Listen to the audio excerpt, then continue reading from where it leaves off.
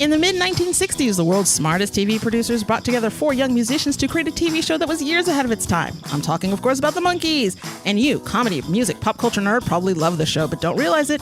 That's why I, Monkees superfan Takuro McCullough, sit down with a variety of guests to watch every Monkees episode and discuss their glory on the Monkees podcast. Whether you're already a fan or have never seen an episode, the Monkees podcast is for you, as we discuss the Monkees phenomenon, hilarious antics, and deep fandom. So check it out at monkeespodcast.com, that's PAWDCAST, or wherever podcasts are found.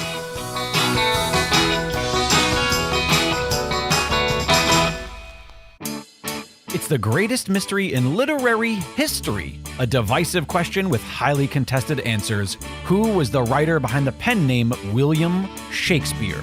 Welcome to Don't Quill the Messenger.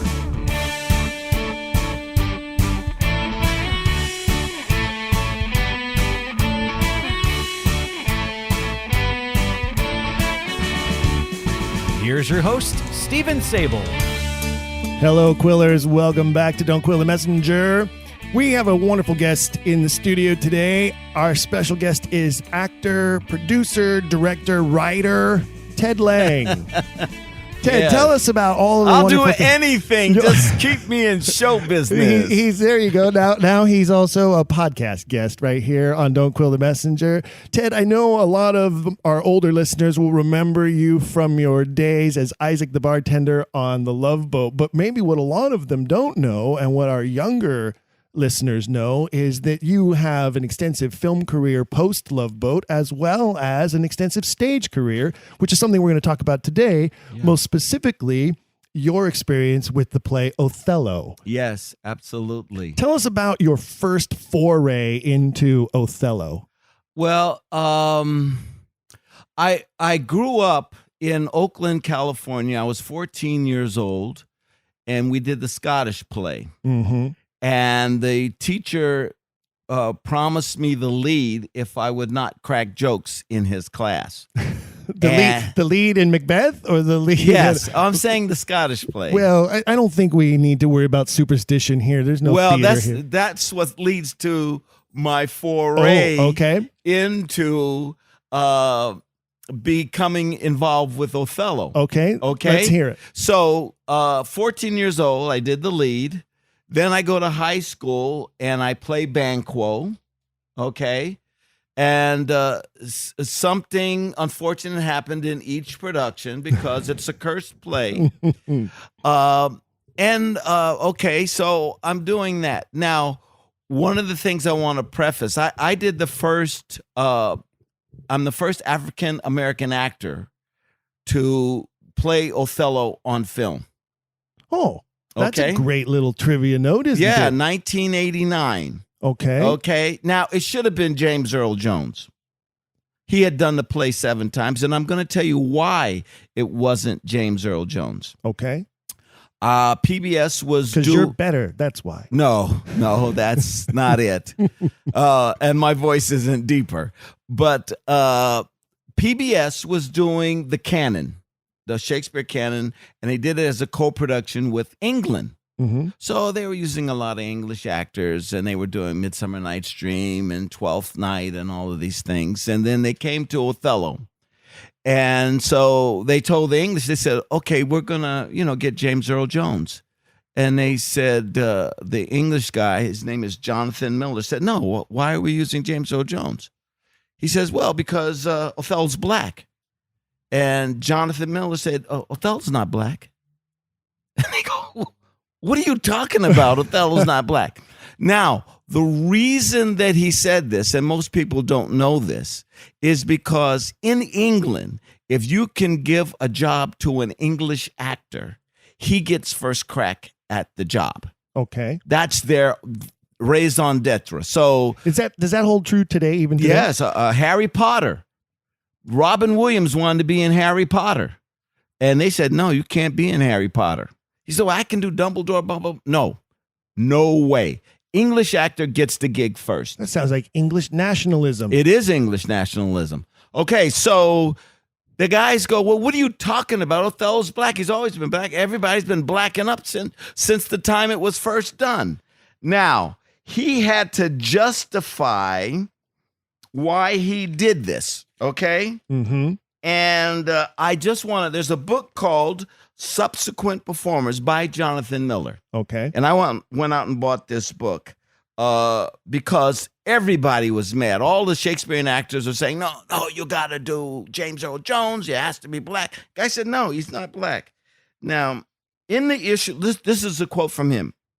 In Othello, the issue of race has been too greatly emphasized, and in the most unfortunate way, with the blacking up of white actors and the crude stereotype of the lithe black body, which reflects racism rather than race. Okay, so now he's saying, wait. We're not doing that because this is the wrong emphasis for the play. Okay, now he goes on to say, Othello forgets his racial difference, and this point is reinforced and made much more interesting if instead of stressing the extent to which he is exotically different from the production reflects his yielding to the temptation to try to assimilate. So you're telling me I could play Othello? Yes, without any blacking up. Okay? The difference should be eclipsed by a large central area of similarity so that their visibility in performance is reduced to the thin line of a tiny crack. This came through in Anthony Hopkins' performance, although I think we probably allow the makeup people to do too much to him.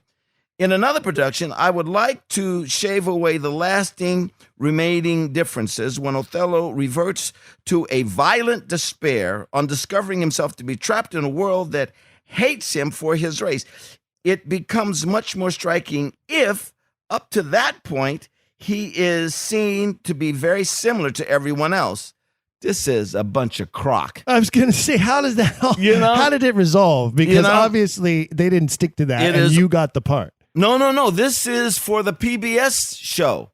They used Anthony Hopkins instead of James Earl Jones. So instead of James Earl Jones being the first black guy on film. Oh, I see. Okay. I see. Sure. So let me just say that. So people brought up all of the references in the play to my blackness. And he's saying it's just a metaphor. Don't pay any attention to that. Nothing to see here, nothing to see here. So I'm watching. There are historical images of famous actors from like the 17th and 18th century where they do it more Arabic. Yes. Where they take the Moorish aspect of it more technically, and they dress more in an Arabic style than an African style, and without as much black makeup and that kind of thing. And who brought that back? The darker person was Laurence Olivier. Yes. And that's got to be one of the worst productions of Othello. Well, and the point is this: my English teacher, I went and saw it. I was so excited to see it. I went and saw it. And my English teacher saw it, and she says, Ted, what did you think? I said, man, I really enjoyed what he did with this, and this over here was that, and da-da-da, and we started talking about the thing. She says, I hated it. I said, why? Why did you hate it? She said, he was too dark. Much too dark. Now, this is in the 1960s. Also not one of his best performances as an actor. But this is in the 1960s. She was married to a black man. Mm. Whoa, fair-skinned black man, but she was married to a black man. Anyway, so my deal was that was my first because I was an actor, I was hearing all of the gossip backstage, so to speak, about James Earl Jones, and American actors wrote letters that had appeared in productions with him, and Shakespearean actors, American actors wrote letters about how this line here says he's black and all of that. So Jonathan Miller would not give that job to an American actor because he said, we don't have any black actors that can do it, English black actors, and the only guy we can think of is Anthony, Hopkins. So that's what they did. Mm-hmm. So that's kind of like the first time I brushed up against Othello. The next time was years later, PBS was going to do a version of Othello with William Marshall. Do you know who William Marshall is? I don't. William Marshall he was Blackula. Oh, God. You remember Blackula? I wish I didn't. Yeah, well, he was Blackula, and so he was. And then didn't Eddie Murphy do like a similar version of that later on? Yes, too? yes, he did. Yeah. He did. Yeah, but they had Ron Moody, who was Fagin from Yes, Oliver. I know who Ron Moody is. And he was Iago, and William Marshall was Othello, but they ran out of money. So that was the second guy, and he was tall. He was like 6'5". He had a deep, bass voice, and he didn't do it because they ran out of money. PBS. Jenny Agutter, I think, was Desdemona. So, and I actually bumped into Ron Moody. I was shooting something on the lot at PBS, and I ran into him, and I said, oh, well, they're finally going to do it. And then I found out later that they ran out of money. They didn't do it. Okay? Fade out.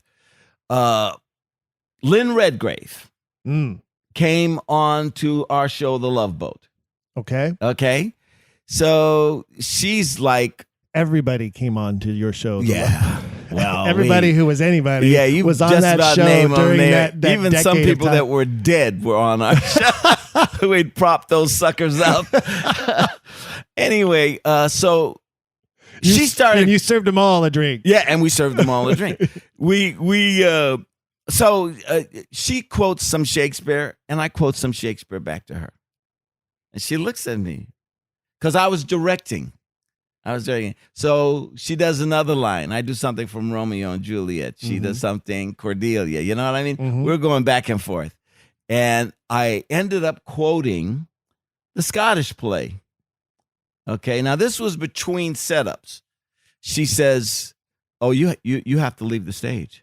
I said, what are you talking about? She says, I'm not going to go on until you leave the stage. She was superstitious, huh? She was superstitious. I said, no, come on, Lynn, that's just super. She says, I want you to leave the stage, go outside, turn around 3 times, spit, then ask to come back in. Oh, my And I went, I'm going like this. Oh, no, you got to be kidding. She goes, I am serious. And she was. I'm dead serious. So I left the sound stage, went outside, turned around 3 times, spit, then asked to come back in, and that breaks the curse. Uh-huh. Okay? So I'm saying to her, I said, why are you so? She says, you don't mess with that play. Don't mess with that play. I said, okay, all right.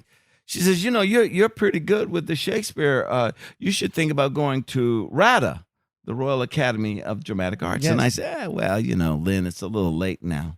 She says, what do you mean? I said, well, I'm famous. I make a lot of money. I'm acting every week. I mean, really, what am I going to learn at RADA? And she said, oh, I'm sorry. I thought you were an actor. Nice. And I went, whoa, hey, wait a minute. I am an actor. She says, no, you're pretending to be an actor. And I said, well, no, I could, And so what I did was, after we finished that episode, I investigated RADA to see if there was some way I could get in. And they did. They had a professional program for English-speaking actors from all over the world. You could be East Indian, Australian. It just wasn't... Any of the former colonies? Yeah, any of the former colonies. So I needed a letter of recommendation. So I applied. I called Did you ask Lynn Redgrave to give I said, Lynn. Oh, I love it. I need a letter of recommendation. This is your fault. You started this. She goes, for your what? I said, I'm an actor. So she wrote me a letter of recommendation. That's a fantastic story. Yeah, it was wonderful. So I got into RADA, and what I brought for you is this is my workbook that I used while I was there. And now this is what was valuable to me was I found out the difference between English acting and American acting. And the English, they work from the outside in, whereas we as Americans work from the inside out. Okay, so Stanislavski method, we're going through all of those things. Right. And one of the things that they told me when I went in, they have categorized your physicality. Okay, so and then they've labeled them thrush, slash, ring, press, glide, float, flick, dab, and they have things to go along with that explains who your character is. So when I walked in, they said, "You're Flick." So Flick, what is Flick? He said, "Well, you walk on your toes, you're quick, you could play Puck, no problem. But we want you to do Othello." I'm like, "Oh yeah, black guy shows up. You want me to do Othello?" Hey, don't knock it. Yeah. And so they go, no. It would be good for you because you would learn how to press, which is the key to pressing is strong, sustained, direct movement. So that you walk on your toes. Othello would teach you to walk on your heels. It would give you a different kind of carriage. Sure. You lean forward like Puck. No, we want you to do this other thing so that you gain another insight. They were trying to break you of your Tedisms. Yeah. That's the way I refer to it when I'm working with actors. I say, okay, I have Stevenisms that I do, and in order to become a character, I have to eliminate my Stevenisms and develop the characters. Right. What do we say the character is? Is he a king or is he a peasant? Is he the fool? Sure. Or is he a nobleman? So that's what we did. So I read the play, and in reading the entire play, I started bumping into these questions that I have, So, for instance, why is Iago so mad? It's about the commission that Michael Cassio got, or is it? He said, well, it's not just the commission. It's the fact that Othello was sleeping with his wife. That's what he says. He says it twice. He does. He says it. He says, and I'm going to do it wife for wife. That's what Iago says. And Iago is a slash. So he's strong, sudden, indirect. So when you're doing Othello, when you're talking to somebody, you walk straight at them because you're direct. When you're doing Iago, because you're indirect, you don't walk at them straight. You come at an angle. So these are the little things that they have worked out over 400 years of doing theater. Mm-hmm. And the interesting thing is it's harder for them to capture emotion because they're so concerned about the physicality. Sure. Yeah. Those stoic Brits. Yeah. So whereas for me, capturing the emotion was the easy part, and I had to learn how to adjust the physicality. So that's what I did. I started adjusting the physicality. I started walking on my heels and being open. And now I'm going to give you an example of someone that does that in a movie that you can go see is Ralph Fiennes. He plays M. Yes. He's doing Othello. He's pressing. He's direct, And I was watching the movie and I go, oh, Rada. Ralph Fiennes is a fellow Oxfordian, by the way. Oh, is he? He is indeed. Oh, okay. Well, he's also, I think, either a student of Lambda or Rada because he picked up their thing and is using it for his characterization. And one of the things that we do animals. If when you're doing, sometimes they'll say be a rabbit, be a fox, be a monkey, or something like that. Bird is a big one. Yeah.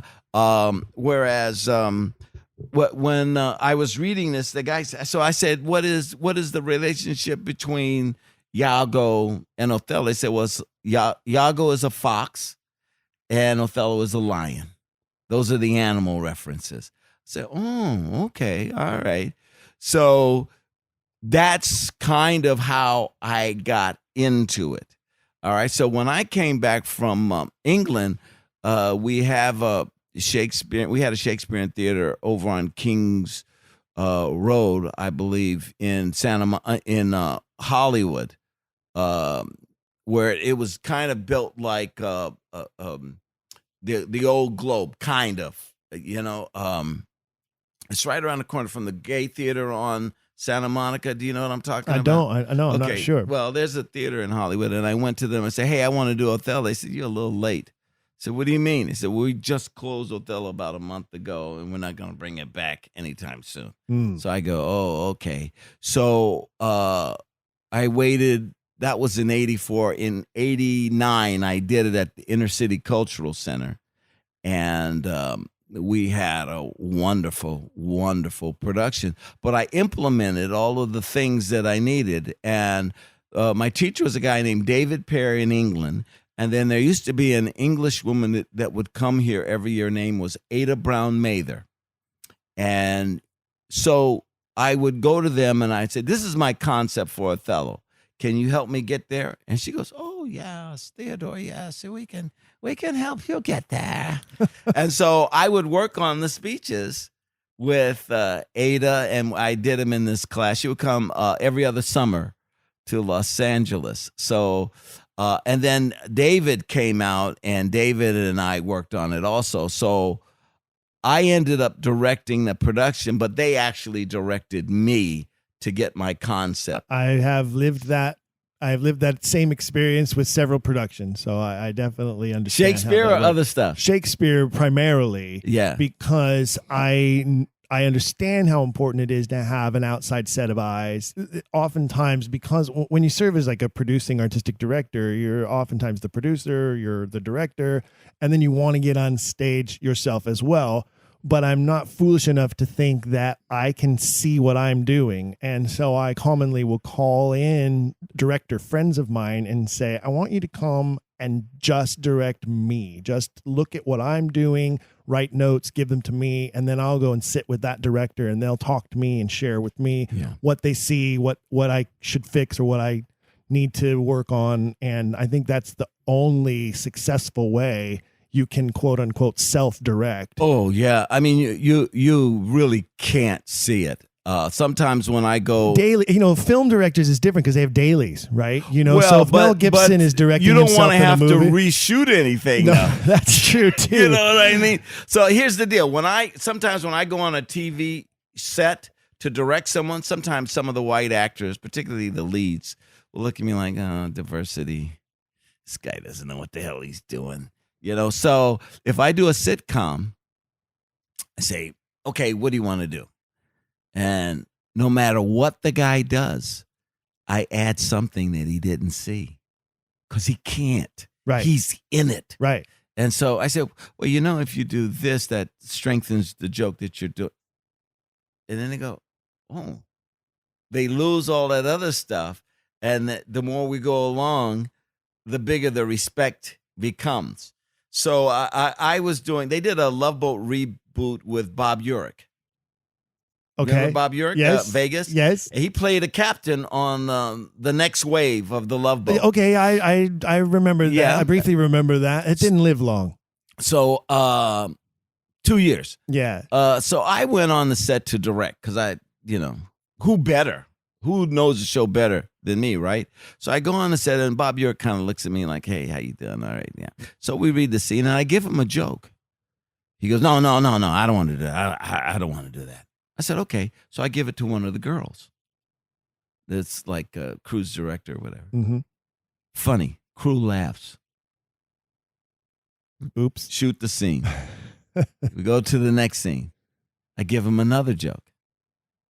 No, I don't want to do that. And what I saw is he was just uncomfortable with comedy.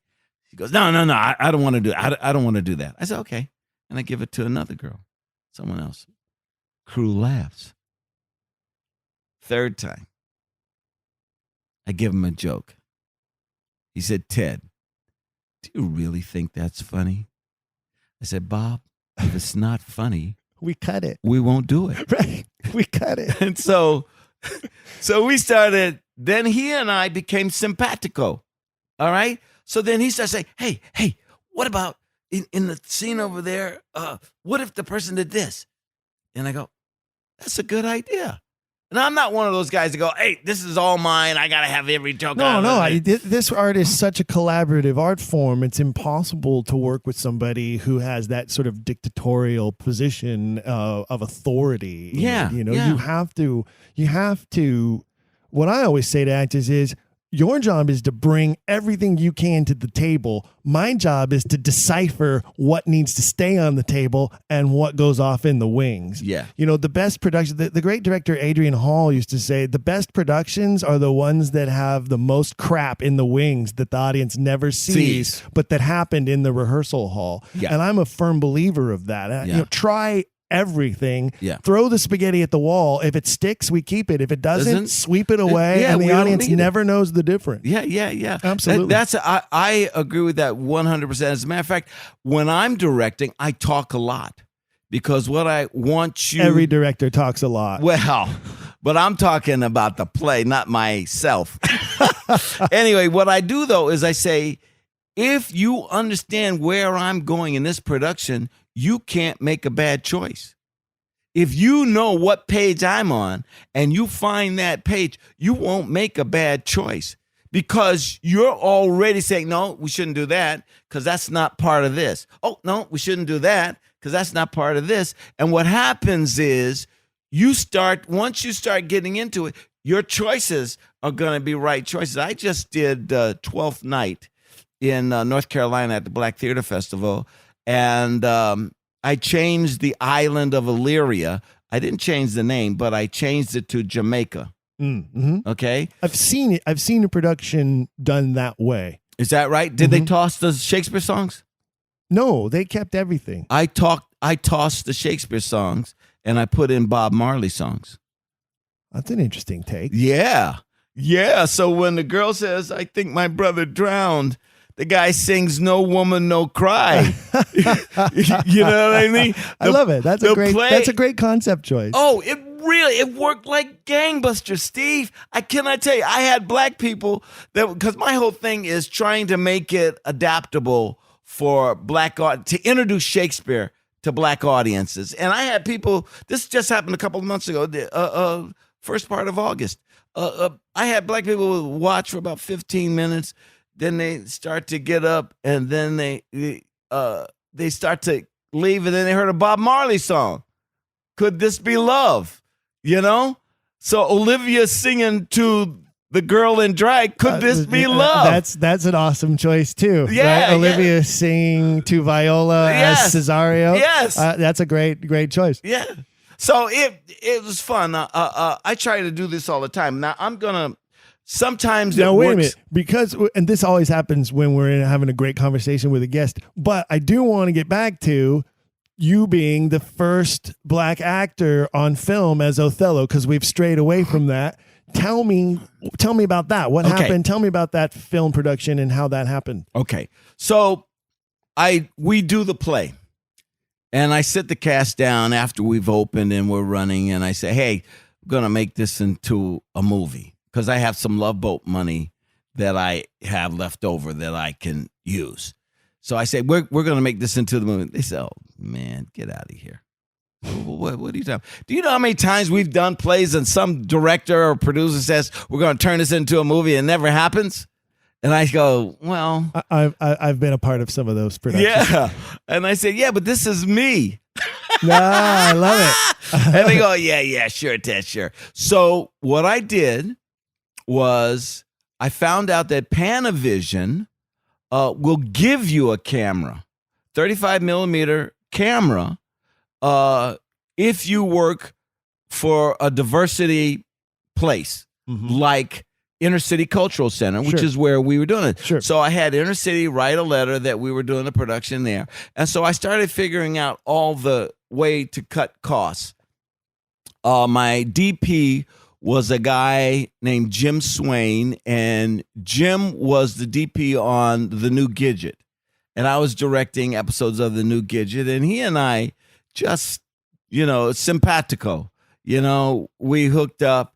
And so I started working out how to do things. We shot it in 11 days. But everybody... Orson Welles, man. Well... That's an Orson Welles-ian we technique. didn't. Yeah, 12th Day would have killed us. Yeah. So it had to be done. But we found one location where we could do all of the, basically all of the sets. And then UCLA has Venetian facades. Did you know that some of their buildings are Venetian and Italian Venetian? So we went and we got permission from UCLA, and they said, "Well, what kind of movie is this? You know, is this a porno? What is that?" I said, "No, it's Shakespeare." They go, "Oh, what do you need?" You know, because that's academic. We like that kind of stuff. So we got these different locations, and we shot it. And I think the production was blessed. I'm gonna tell you why. It was 3:00 in the morning. I had the final shot of the movie on the campus of UCLA, and we just had to have Iago walk through this scene and say some stuff to Rodrigo, and then they exit. And Steve, 3:00 in the morning, cameras everything set up. They walk, they stop, they talk, they exit frame, and the sprinklers came on for the next 45 minutes. I go, wow. Cut, wrap, we're out of here. I'm laughing because last fall I did a production of A Midsummer Night's Dream on the campus of Woodbury University in Burbank. Were you in it? No, I was the director. Yeah. And we were using the quad in this big, beautiful tree. And right in the middle of one of our dress rehearsals, the sprinklers popped on, and we had to fly and move everything and rush the equipment out of the water. Yeah. So, that's one of those things that, we probably should have told somebody. Yeah, or they should have let us know that at 3:15 what the timing is or a.m. You better be done. That's the thing about guerrilla theater and guerrilla filming. Yeah. That it happens. So we did it in 11 days. Then I went to a distributor, and we took it to the Cannes Film Festival.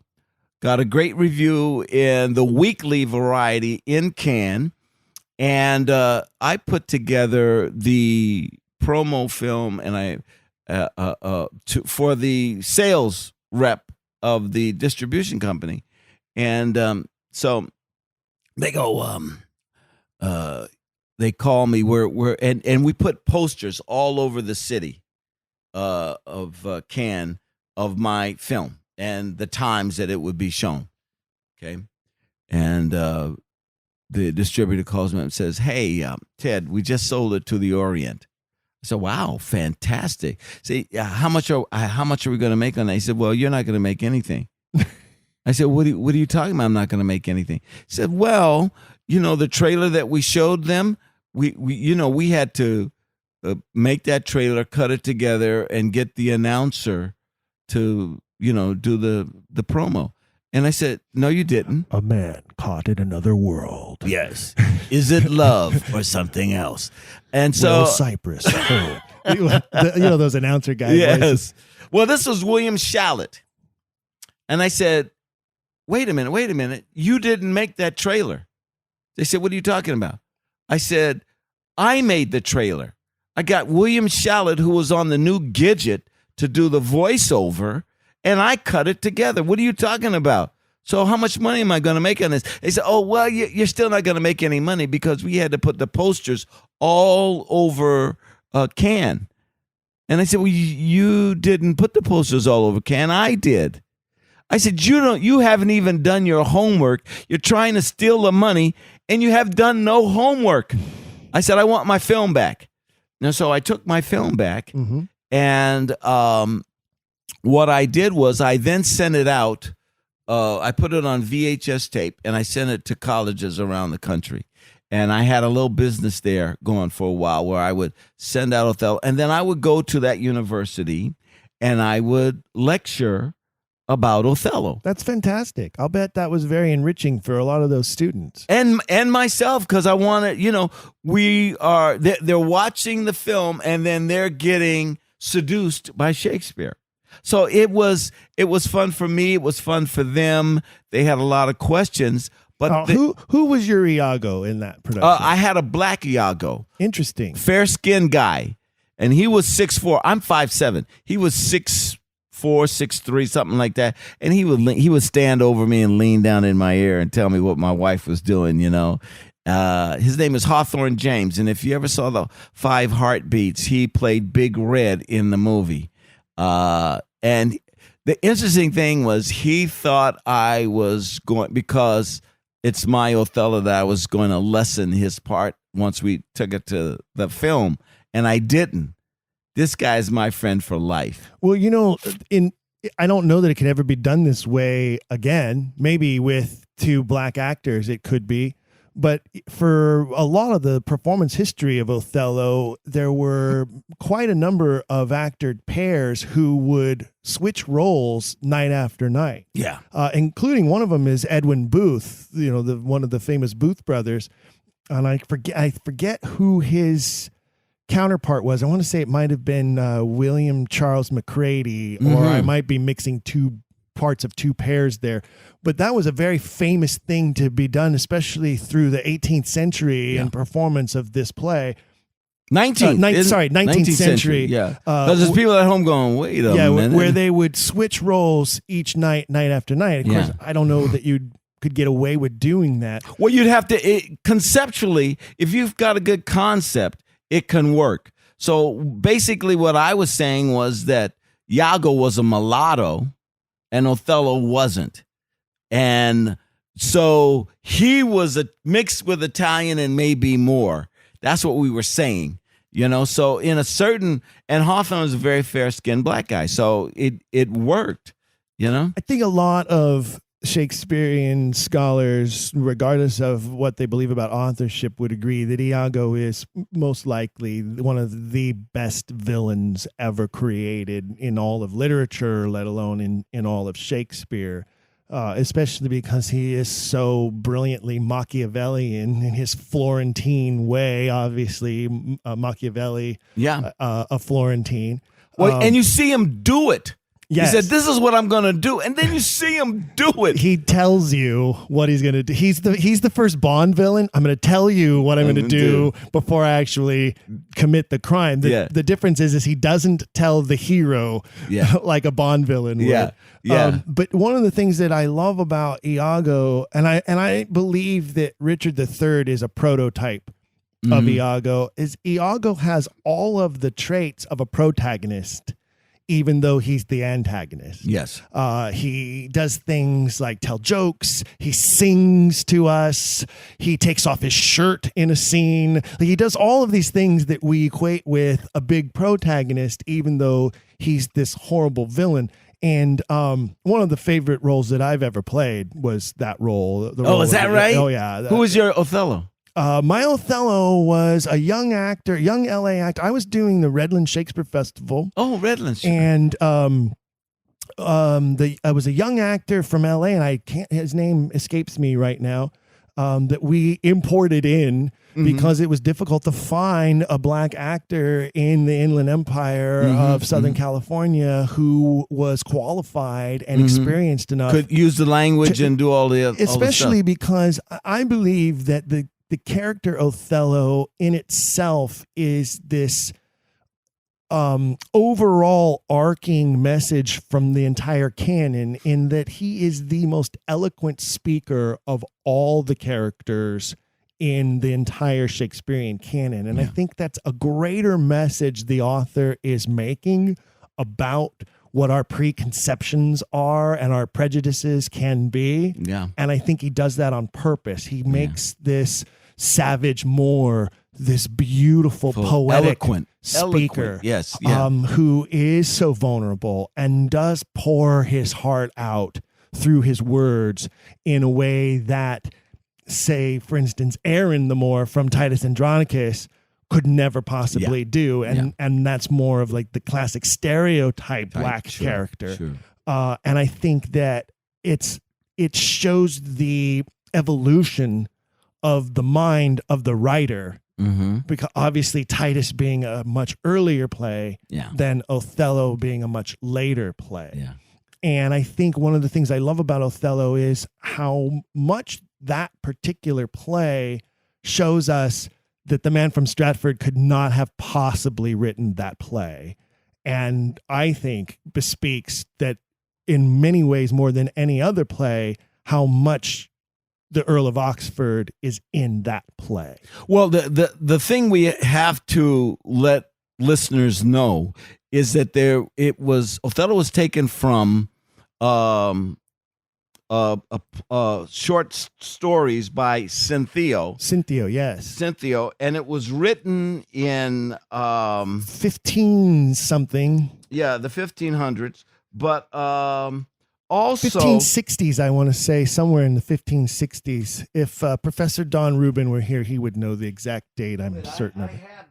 I have the exact date. Hold on. And it was written in Italian. It did. And that's the thing I want to say is that it was written in Italian, and it was translated to the French. It did get translated into French, but it was not translated into English until well after the time of the Shakespearean canon. Yeah. So whoever wrote Othello had to have had access to it in either Italian or French.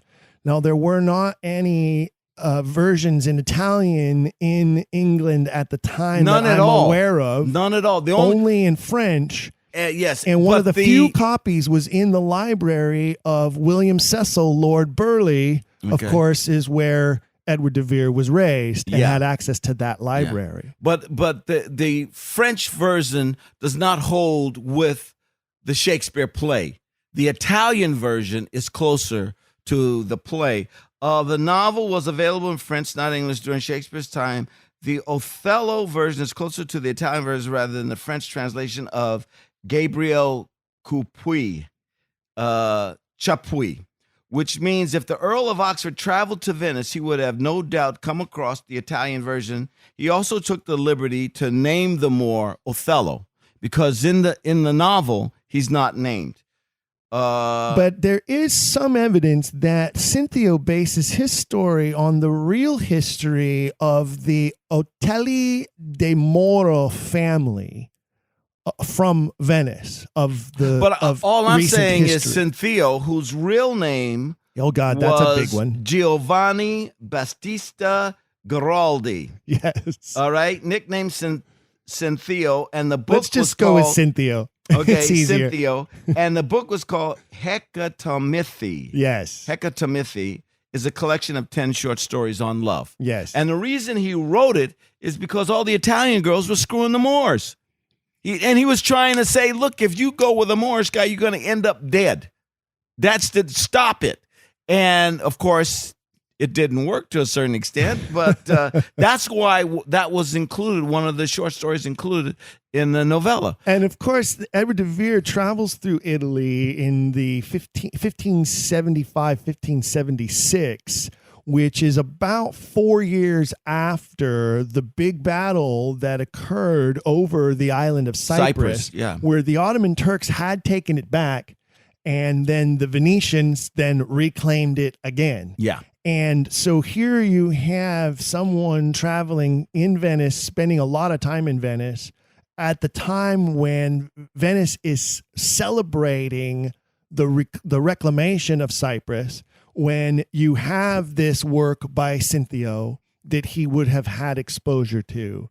And when you have some history of a true Venetian family, Otello di Moro, Othello the Moor, and now all the pieces of the puzzle start to fit together as to come together. Yeah. What the source material is and why our guy wants to write this play. Yeah. I think the beautiful part next is when you dive in deeper into the autobiographical aspects, in that the Earl of Oxford denounces his wife when he comes back from Italy because she's perceived infidelity. She's had a child that he claims is not his.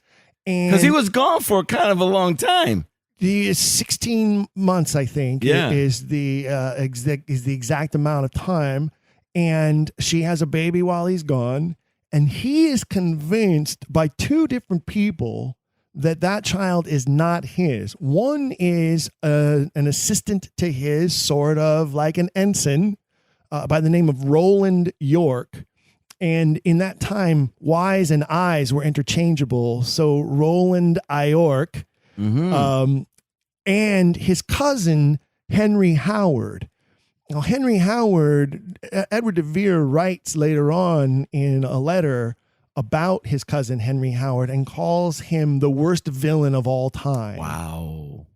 And it's because these two men, Roland York and Henry Howard, convince him of his wife's infidelity. He stays estranged from her for 5 years, her and the little girl. Yeah. His own daughter. For 5 years, he does not acknowledge her.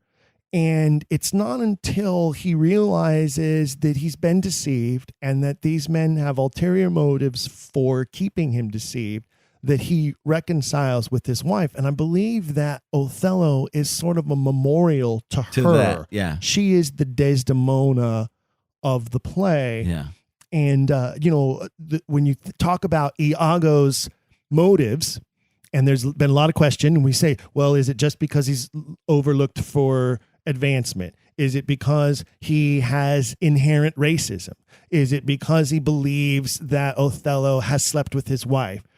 There's some argument to be made that there's more to Iago's hatred for Othello that may actually be of a homoerotic nature, and the relationship between Roland York and Edward de Vere has that same underlying tone, in that Roland York forbade his wife from entering his bedchambers on regular occasion. Wow. But Roland York would be in his bedchambers without his wife. Wow. Whereas for Henry Howard, the motive was trying to pull Edward de Vere to Catholicism, to get him to renounce the Protestants and to become a co-conspirator against the Protestants. Wow. And it is then, after that 5-year span, where Edward de Vere then publicly denounces Catholicism, which I think he was reticent to do, because I think he was an Italian-phile, and I don't think you can be an Italian-phile and not be Catholic, and not have some sympathy for the traditions and the ceremony and the pageantry of Catholicism. Yeah. But he was going to be tried for treason if he wasn't careful. Yeah. And I think that's when he makes the switch. Yeah. So you have this beautiful play with all of this stuff in it that I think paints a picture directly towards the Earl of Oxford. And I think that as an actor, knowing that and understanding that and then playing those roles brings so much more depth and enrichment to the true struggle going on in the play. Yeah. Yeah. I when I went around to colleges, they would say to me, how come no one realizes this guy's such a villain? I said, because he's a nice guy. He's had a reputation as a nice guy. And they go, well, we don't, he's doing this and he's saying that and he's doing. And so those kind of questions led me to writing my prequel. I wrote a prequel to that. Great segue, because that was the next thing I wanted to ask you about. Yeah. And the other thing was that I did not know, that the English told me at RADA, said, well, he's a Moor, so therefore he's in Islam. He's Muslim. And I said, well, I don't see where that said. Oh, no, Theodore, that's the way it was. And that he converts to Catholicism for Desdemona. And so I go, oh, I see what you're saying, but it doesn't really. There's nothing in the text that there's nothing says that. There's nothing in the text, but this is inherent. This is what the English. This is inherent that if he also mentions some sort of former slavery. And it's possible that he is converted to Catholicism through that process long before he ever meets Desdemona. And I would argue that's probably more accurate. I took what the English said. They said he converts to marry the girl. He loves the girl. Beautiful girl. He's, in a sense, not that religious. So when I wrote my prequel, I had a confrontation between him and a priest, where he goes into the priest and he says, hey, I want to be a Catholic. And the guy goes, no, he says, I want to get married. And the priest goes, well, you're in the wrong place. If you want to get married, go to an imam, And he says, no, I want a Catholic wedding. He said, well, you're not Catholic, aren't you? You're a Muslim. He goes, yes, but I want to convert. And so then the priest says, well, there's a lot too, being a Catholic. It's a long process to convert to Catholicism. Yeah, It doesn't just happen overnight. So it does in this play. So they have an argument between the two of them about Abraham, the son of Abraham, because in the Bible, Abraham was going to sacrifice Isaac, but in the Quran, it's Ishmael. So they're going back and forth on this point, where he says, no, he says, I know about religion, I know about, he says, oh yeah, Othello says, yeah, I know Abraham and Ishmael. And the priest goes, no, not Ishmael, it's Isaac. They go, no, it's Ishmael. And so they have a little tug back and forth. This prequel, did you write it in I wrote it. pentameter? Yes, wrote it in iambic pentameter. Wow. Rhyming couplets at the end of the scenes. Wow, that's not easy to do, my friend. Yeah, well, sometimes you get blessed by the gods and stuff. You know what happened? I'm going to tell you how this happened. Please. Because, in 89, I was going around the colleges. Okay, 2000, let's see, this is 2019. So in 2016, I think it was, I went to the Edinburgh Theatre Festival. Sure. In Scotland. I was directing a two-character play.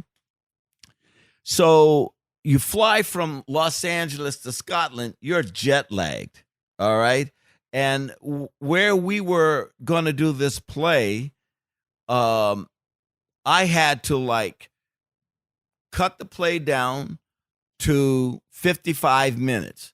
They gave us 10 minutes to set up and 10 minutes to shut down, okay, to gather everything. That's how play festivals work. Oh man, and we had it. So the first 55 minutes that's actually a long time for a lot of play festivals. Yeah, and it's a two-hander. So and I had some really wonderful actors. So we're there.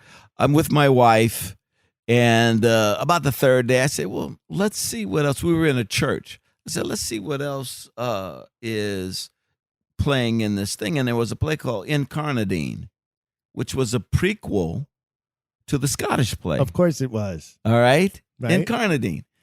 So making the green one red. Yes, there you go. So I say to him, I said, let's go see this. She says, okay. The multitudinous seas. It's one of my favorite words, multitudinous. Yes, multitudinous. And it is a neologistic word invented by the writer. Yes, there you go. Yes. And they invented a lot of words at that time.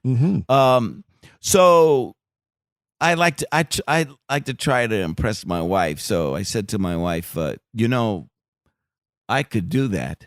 She said, do what? Well, the person wrote a prequel to the Scottish play. I could write a prequel. She said, what play would you write a prequel to? I said, I wonder. Othello. And as soon as I said it, Steve, the entire play dropped down on me. Wow. Beginning to end, because I had been lecturing for a couple of years. I would show my movie, lecture, and I would get the questions from the kids. Did you go furiously to your quill and inkwell and begin night? I love it. I love it. And I wrote every night that night, and then we went from Scotland to a tour of Ireland. I sat on the bus with my laptop writing the play. And that's why I say it just dropped on me. I saw everything. Now, I have dabbled I've done a little bit of playwriting. Obviously, when you're an artistic director and you're producing a large season regularly, play after play after play, I do a lot of adaptations of plays, especially Greek tragedies. I've done a little bit of playwriting, and I've written in verse.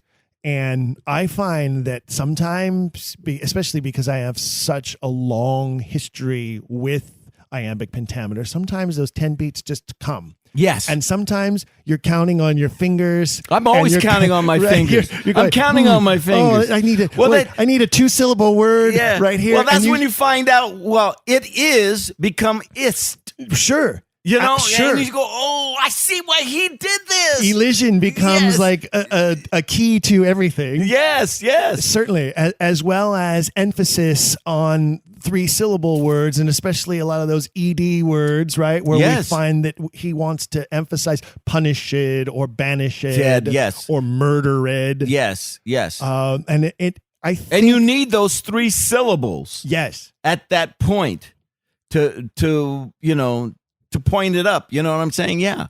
It's fun. it helps you, I think, understand the process of genius that was required in order to create these works, and just another way to open up your mind to the idea that there's no way a Glover's son from Stratford could have had that kind of brilliance, let alone that kind of time to spend. Because how long did it take you to write your prequel?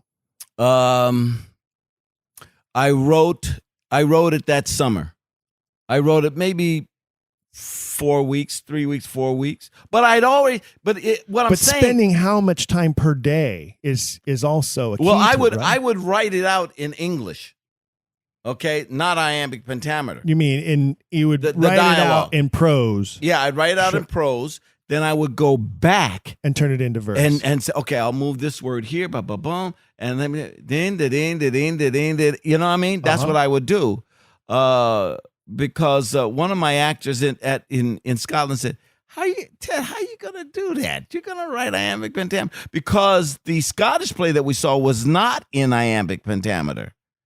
And to me, you're doing this story that is uniquely entrenched in that kind of language, and then you don't do it. yeah, I would have to agree with that. Yeah, why do the play? That's why I asked if you went through that process. Yeah, no, because no. I don't see how it could be intriguing otherwise. Not only that, you get to do fun things. We're familiar with the speaking style of these iconic characters as well, and if you suddenly change their speaking style, it makes no sense. Yeah. You know, it's one of the problems I have with.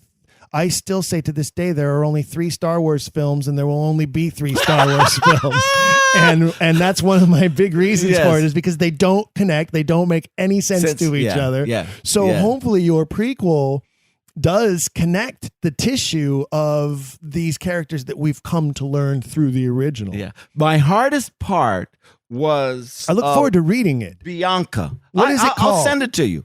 It's called The Cause My Soul. Oh, I love it. You know, and That's what he says at the beginning, right before he's about to smother her dead. it right? is the cause. Yeah, It it's is the cause my soul. Absolutely. Hold on, let me see. I want to show you some fun stuff that we did with it.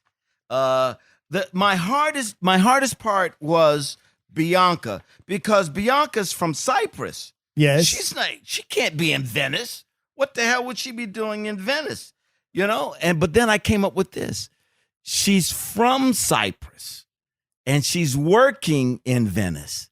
And that's how she meets Cassio. There were women who followed the wars. Yes. There were those kind of women. And it is implied in the text that Bianca is one of those kind of women. Well, that's what we do in the play. In Sure, my play, I think that he makes buys sense. her. Whoa, hey.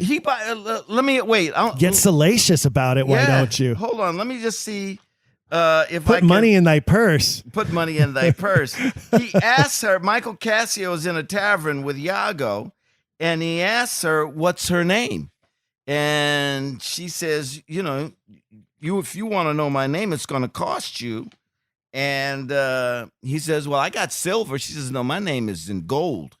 If you want my name, you gotta come up with some gold. If I could find it, I would love to read that to you." Now, you're going to be appearing at the Shakespeare Oxford Fellowship Annual Conference in Hartford, Connecticut this year, Yes. October. Yes. And you're going to be presenting on this topic, on your prequel, On my prequel. that you wrote. And a lot of stuff that we covered here, I'm going to talk about how we got there, like the Lynn Redgrave story, things like that. And you'll be explaining your writing process Yes, a bit and in that why as well. I'll be reading the scenes and saying why I had to do this. For instance, I have Othello go to Emilia and cut it off. He says, "I can't do this anymore."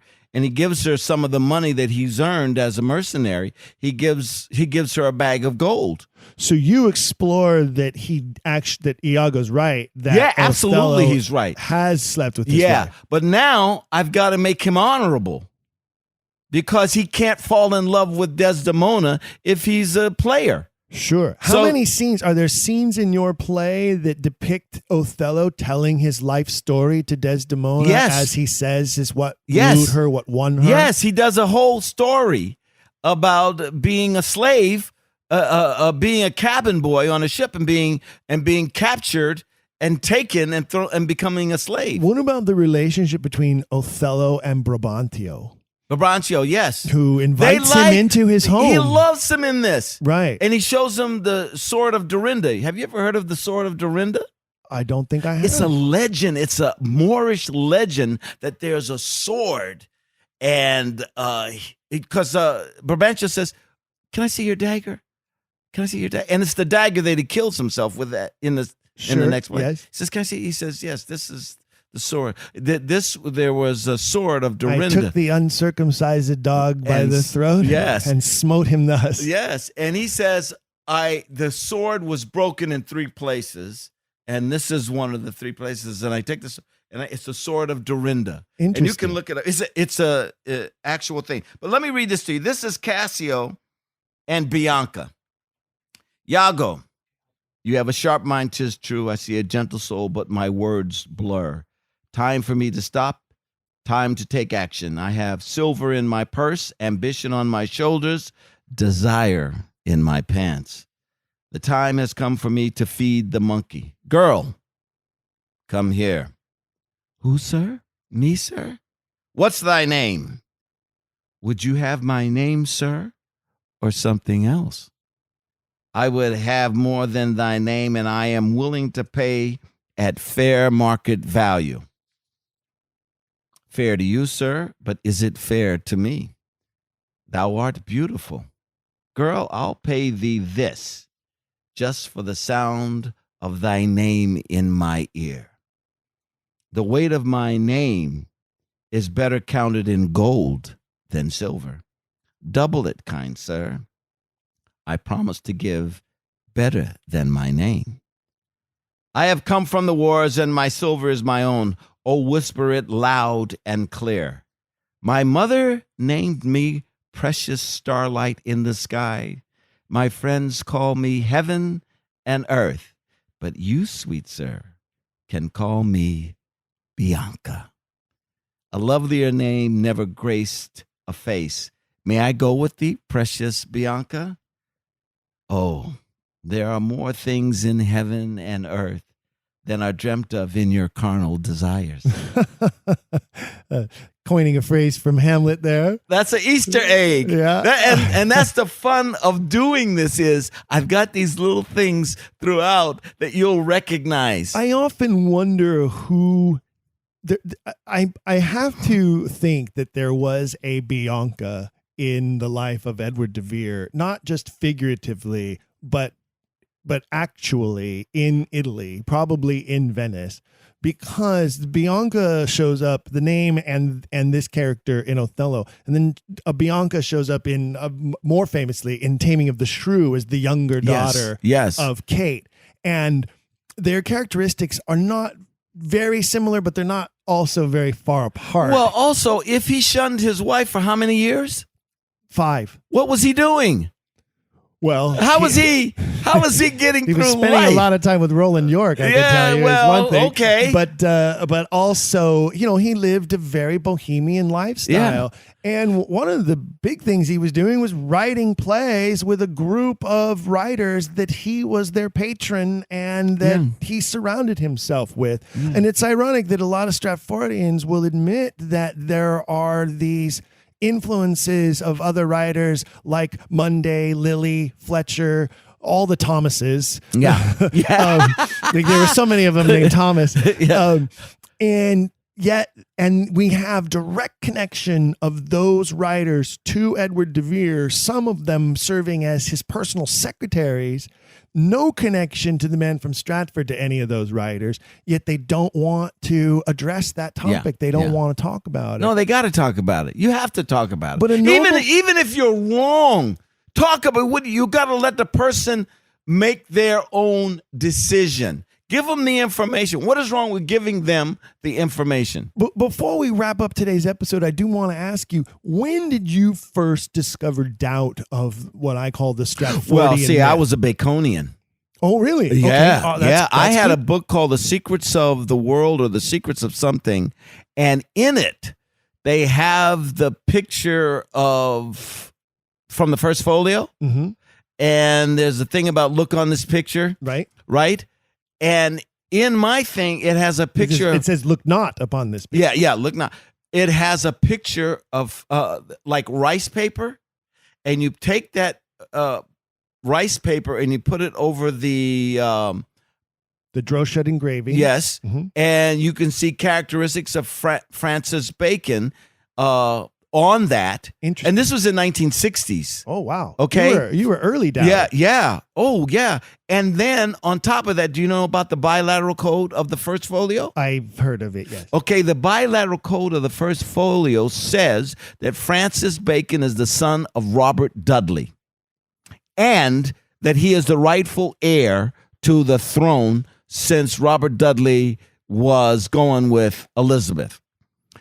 That's an interesting one. That's how I first, because I particularly growing up in the 60s, you see stuff and you know there's something behind it, especially being black in Oakland, California in the 60s. There's some stuff going on, man. Oh, yeah, absolutely. And I had friends that were, in the civil rights movement that would tell me stories, behind the scenes stories and stuff like that. And so, yeah, I came out, after doing I did Romeo and Juliet when I was 18. And then I started investigating. And what role did you play? I played Romeo. Okay. I was 18. And I used to tell people, you could have been Mercutio. You could have been Benvolio. It's an honest question. Yeah, but I would tell people, they would go, I would say, I graduated from high school and my first role was Romeo.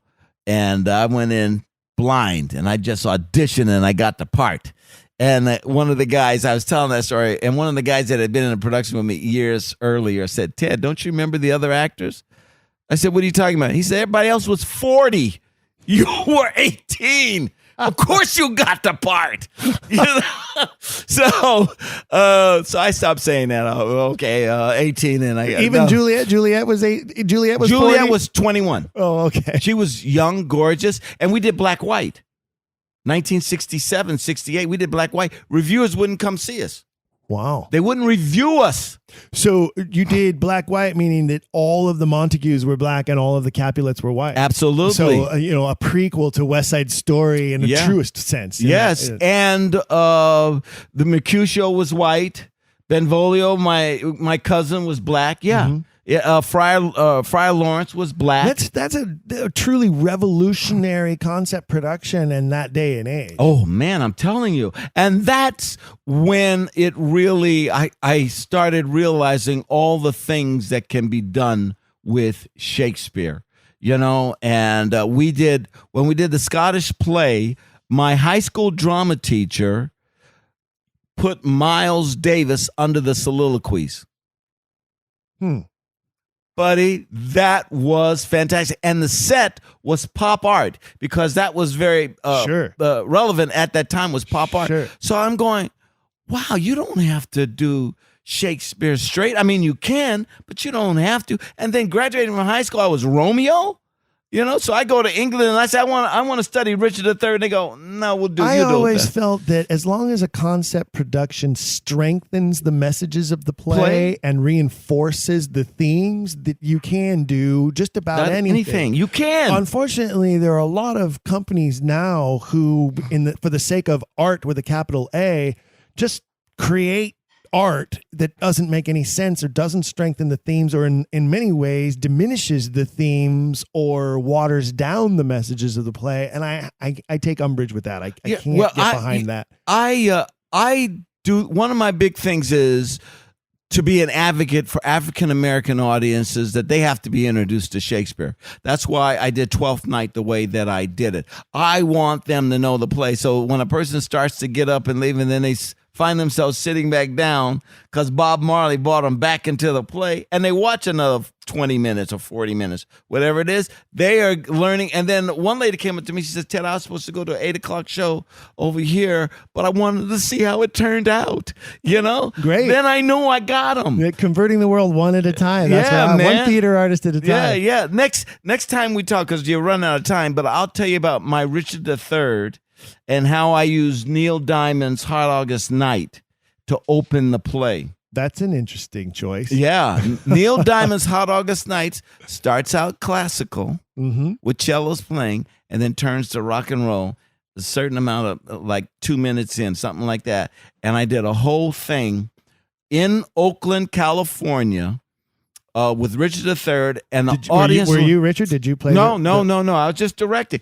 Again, it goes back to being able to see and follow through on my concept. Sure. I did when the murderers kill the kids, the nephews. I had a gospel singer, and the gospel singer came up behind the murderer. They rotated, and as he explains, he's singing to Richard, gospel style, how he murdered the children, and the children are being murdered through dance. Okay, well, I got a black audience, man. They wasn't going nowhere. They loved that stuff, but it didn't hurt the play, and that's the most important thing, that it pushed the play forward, and I just directed it at an audience that might not, there was a very famous production of Othello starring Patrick Stewart, where he played Othello and the entire rest of the cast was black. I heard about this. Yes. Yeah. I heard about that. He reversed that. Yeah. And I haven't seen it. I don't even know if it's available on video at all. Have you seen David Suchet and Patrick Stewart do Shylock? No. It's online. Because my latest play that I wrote, I was so mad with what's going on with this present administration and immigrants that I wrote a Shakespearean version from Shylock's point of view about being an immigrant in Venice. Okay? Okay. And one of the things I did was it's the John Barton, John Barton about acting Shakespeare. It's on that. It's like the 8th or 9th episode. You must I have watch that it. series. Okay, well, I own that series. Okay, well then look at it, because that's like 40 or so years old. Yes. Those guys they look like they're 12 years old in that video. Yes, but to Suchet, me, Stewart, McKellen, they're all of them. They're all in Yeah. all of them. But here's the interesting thing. Patrick Stewart did the white man's version of Shylock. And David Suchet, who I watched it twice, and I came in on the middle of it the first time, and then I watched it again. And when I watched it the second time, David Suchet says, well, and I thought David Suchet's interpretation I liked better. But then I watched it a second time from the beginning, and David Suchet says, well, I'm Jewish. And you go, what? Oh. So then you see this bombast that Patrick Stewart has as Shylock, and then you see this laser beam cutting to the heart to get that pound of flesh. Man, it's amazing. So I highly suggest that if you get a chance, it's on YouTube too, but you own it. So yeah, I do. Look at it, and then the next time I see you, I want you to tell me what you think. Well, we'll be seeing each other in Hartford, Connecticut. Yes, we will. So we'll be able to catch up there. Yeah, absolutely. Thanks so much for coming in today for this episode, Ted. It's been a delight to have you, and I look forward to hearing your presentation in Hartford and catching up there. Ladies and gentlemen, don't forget you can download all of our episodes at your favorite download provider. Don't forget you can visit don'tquillthepodcast.com. That's don'tquillthepodcast.com. And be sure to visit our Quiller store to buy all of your Quiller swag. Wow, that's a mouthful. Quiller swag. I can't even say it. See, I porky pigged right through it. Be sure to visit ShakespeareOxfordFellowship.org. It is your source and resource for all you need to know about the Shakespeare authorship question and the Oxfordian premise. We're so glad you joined us. And don't forget, keep asking questions. If you've enjoyed today's episode, please leave a rating and review in your podcast player. For even more, visit our website, don'tquillthepodcast.com. There you can find official merchandise in our shop, as well as a link to our Patreon. This show is made possible by people like you. We hope you'll consider showing your support by becoming a monthly patron, where you'll receive bonus material and tons of exclusive perks. You can also join in the conversation on our Discord and by following us at Don't Quill the Pod on all social media. All of this can be found at don'tquillthepodcast.com, don'tquillthepodcast.com.